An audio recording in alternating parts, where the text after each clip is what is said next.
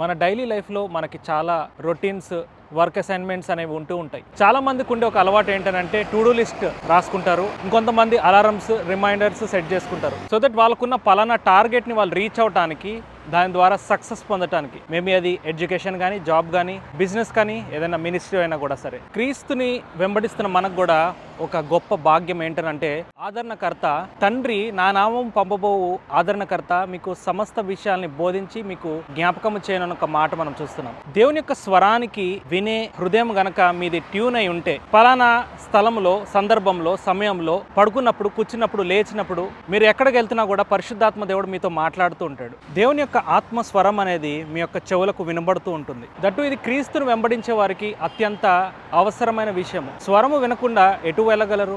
ఏ దిశలో పయనించగలరు? ఎటువంటి ఆలోచనలు, ఎటువంటి డెసిషన్స్ మీరు తీసుకోగలరు? ఈ లోకంలో మనకి దిక్కెవరు?